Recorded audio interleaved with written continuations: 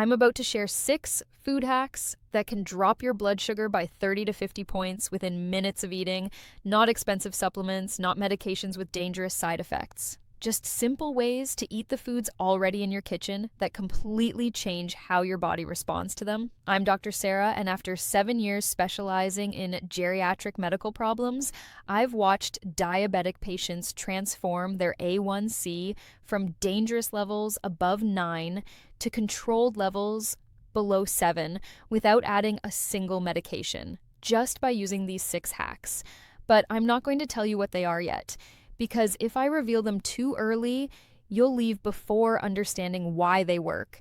And if you don't understand the mechanism, you won't use them correctly, you won't get the results by the end of this video.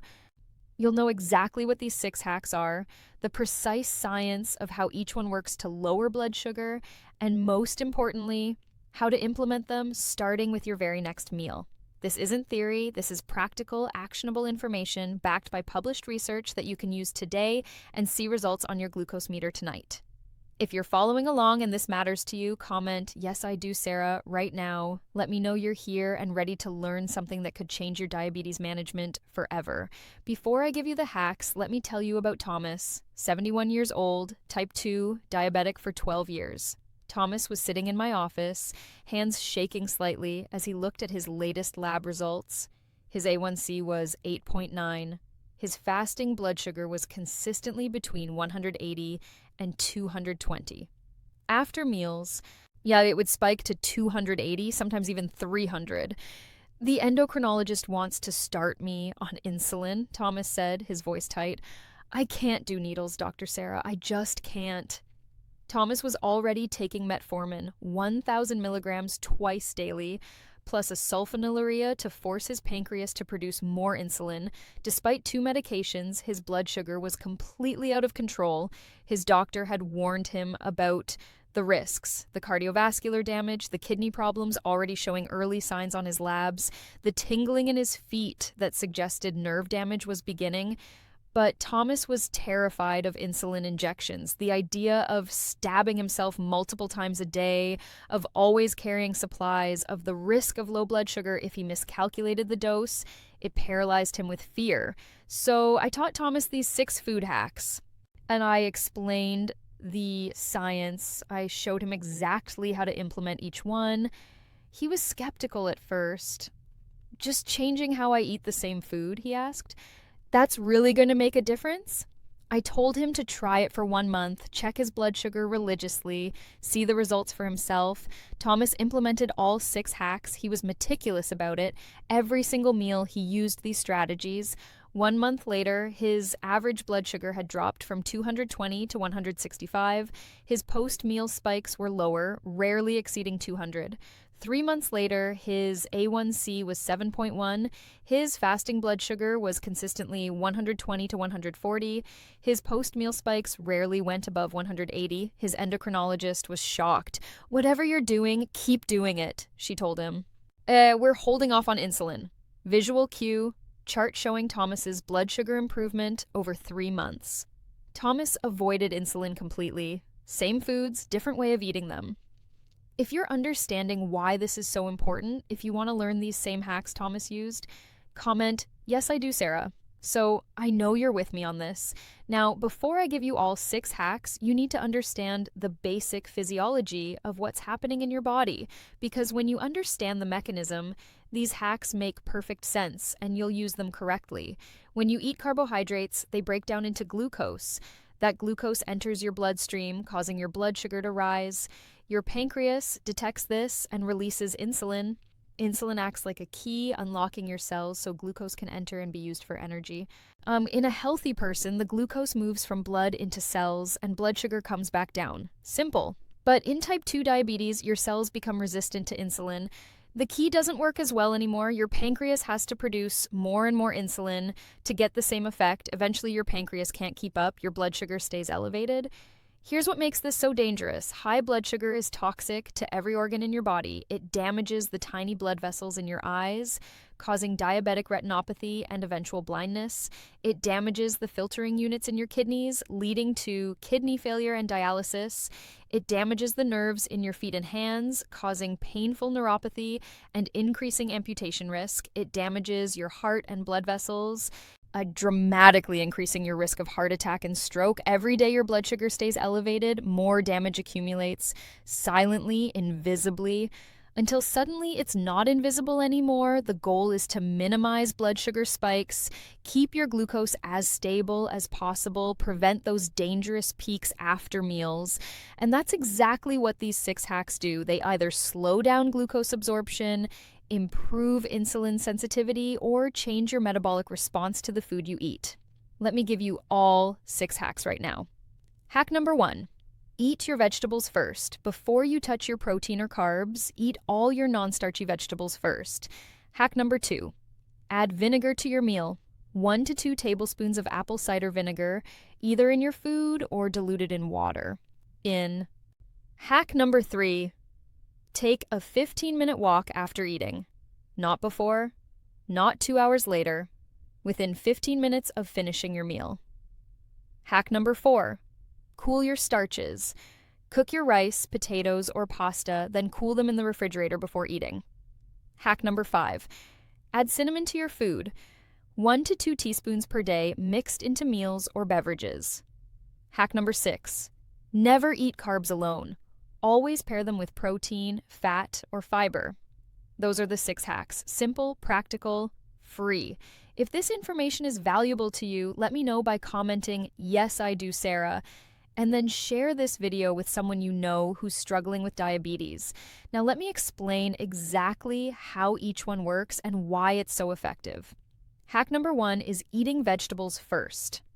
This works through a mechanism called the second meal effect and through physical stomach mechanics.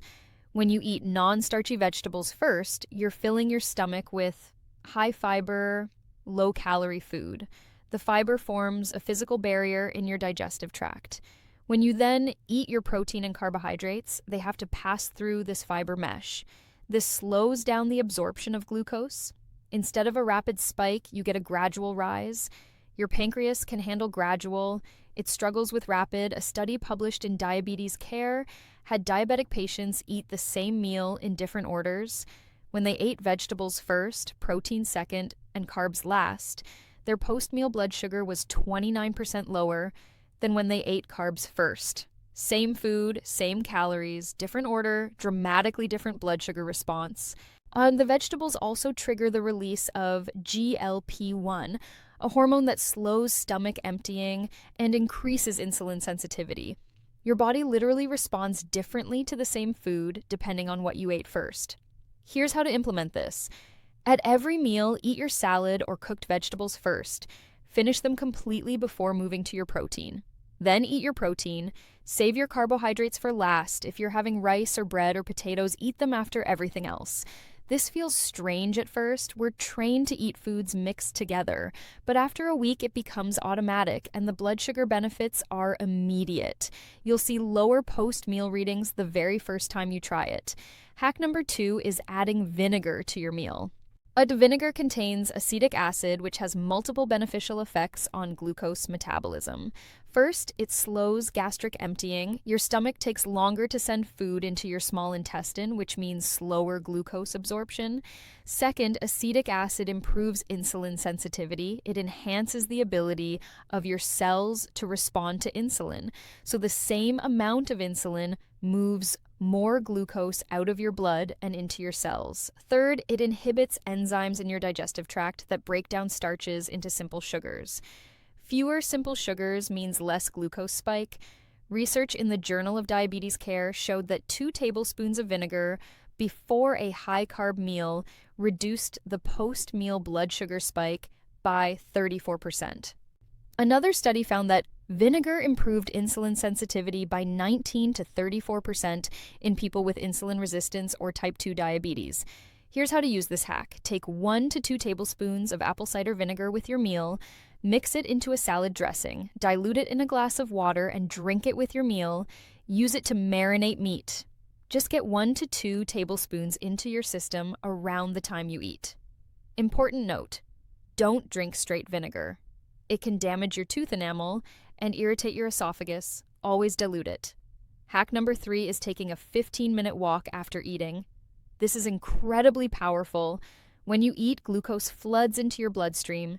If you sit on the couch, that glucose has nowhere to go except to damage your blood vessels. But if you walk, your muscles start contracting. Muscle contraction activates glucose transporters that pull glucose out of your bloodstream and into your muscle cells even without insulin. You're essentially bypassing your insulin resistance. Your muscles are vacuuming glucose out of your blood through a different mechanism. A study in diabetes care found that a 15-minute walk after each meal lowered 24-hour blood sugar levels more effectively than a single 45-minute walk at any other time of day. The timing matters. You need to walk when your blood sugar is rising, which is 15 to 30 minutes after you finish eating. It doesn't have to be intense. A gentle walk around your neighborhood, walking in place in your living room if weather is bad. Just 15 minutes of movement. Hack number 4 is cooling your starches. When you cook starchy foods like rice, potatoes, or pasta, then cool them in the refrigerator. Something fascinating happens at the molecular level.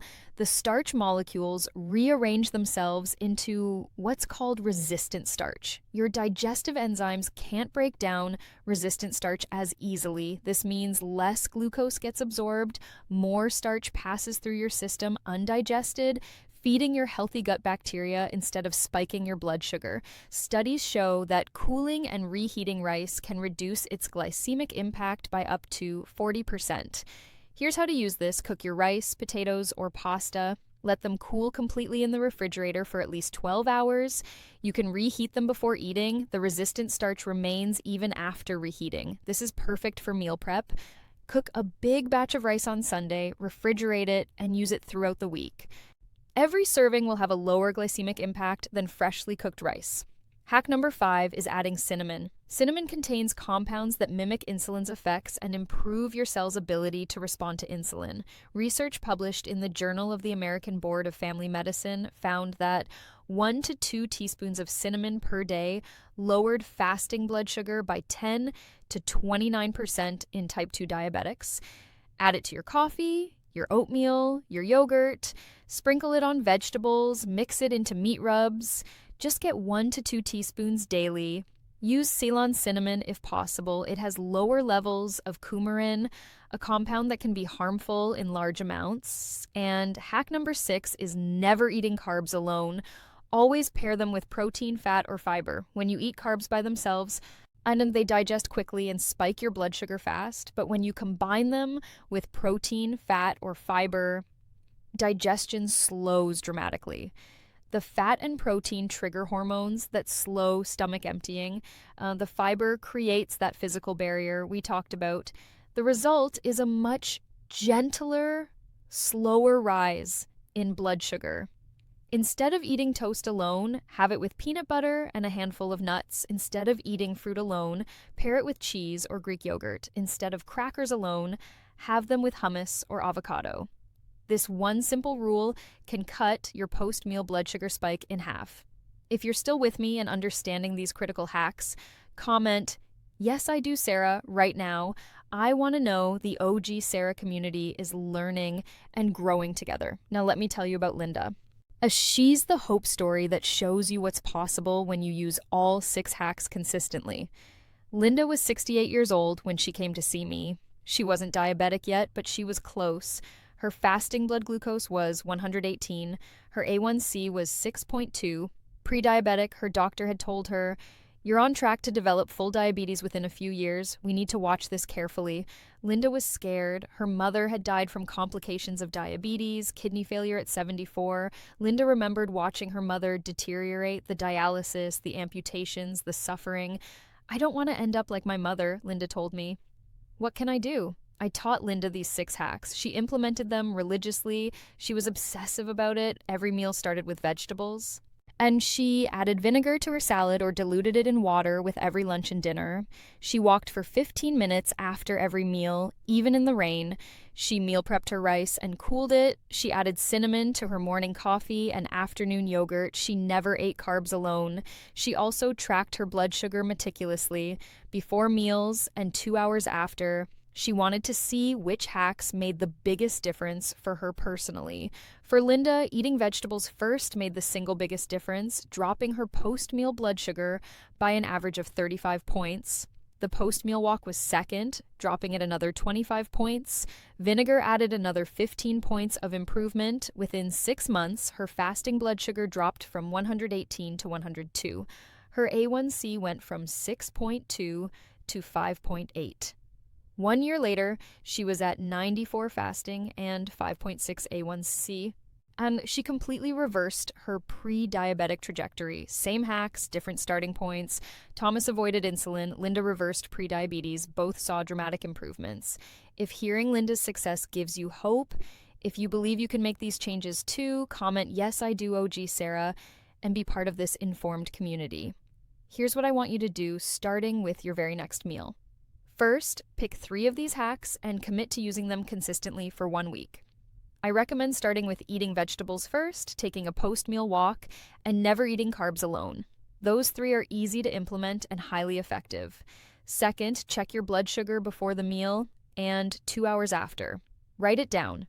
Do this for several meals so you can see the pattern of improvement. Third, after 1 week, and add the other 3 hacks. Start using vinegar with meals, begin cooling your starches before eating them, add cinnamon to your food. Fourth, keep tracking your blood sugar. After 2 to 3 weeks of consistent use, calculate your average. Compare it to your average before starting the hacks. You should see significant improvement. Fifth, at your next doctor's appointment, show your doctor your blood sugar logs. Discuss your A1C results. Ask whether your medication doses can be adjusted based on your improved control. And sixth, make these hacks permanent. They're not a temporary fix, they're a way of eating that supports healthy blood sugar for life. Thomas still uses all 6 hacks 3 years later. His A1C has remained between 6.8 and 7.2, which is excellent control for someone who was at 8.9. Let me be very clear about something. Type 2 diabetes is a progressive disease if left unmanaged. Your pancreas produces less insulin over time, your cells become more resistant, your blood sugar gets harder to control, you need more and more medication. Eventually, many type 2 diabetics end up on insulin, but it doesn't have to be that way. Aggressive lifestyle intervention can slow or even reverse that progression. These 6 food hacks are part of that intervention. They keep your blood sugar more stable, which reduces the strain on your pancreas. They improve insulin sensitivity, which means your cells respond better. They give your body a fighting chance to heal instead of deteriorating. You have the opportunity right now to change your trajectory, 6 proven hacks that lower blood sugar immediately. Oh, you understand the mechanism behind each one. You have a clear implementation plan. The only question is whether you'll actually do it. Don't be the person who learns this information and does nothing. Don't be the person who reads about it, thinks it's interesting, and then goes right back to eating the way you always have. Don't be the person who ends up with complications 10 years from now, wishing you'd made different choices when you had the chance. Use these hacks starting today with your next meal. Your blood sugar, your pancreas, your heart, your kidneys, your eyes, your nerves, every part of your body will thank you. If this video gave you valuable information that could protect your health or help someone you love, comment "Yes, I do, Sarah" right now. Let me know you're part of this community and that this information matters to you. Share this video with every diabetic or pre-diabetic person you know. Someone you love is probably struggling with blood sugar control right now. These hacks could change their life. Subscribe to this channel because I'm committed to bringing you practical, evidence-based information that you can use immediately to improve your health. Information that your doctor might not have time to explain in a 15-minute appointment. Bookmark this video and review it before your next meal, before your next doctor's appointment. This information could prevent you from needing insulin, it could reverse your prediabetes, it could drop your A1C by 1 or 2 full points, it could prevent the complications that destroy quality of life in later years. Thank you for being part of the Sarah community and for watching all the way through. Your blood sugar is either under control or it's damaging your body. There's no middle ground. These 6 hacks give you powerful tools to maintain control without adding medications, without complex meal planning, without expensive supplements, just simple ways to eat the food you already eat that change how your body responds. Use them. Your future self will thank you. I'm Dr. Sarah, and I'll see you in the next video where I reveal the 3 common medications that actually raise your blood sugar that your doctor probably didn't warn you about. Until then, eat your vegetables first, walk after your meals, and remember, you have more control over your blood sugar than you realize. Take care of your health.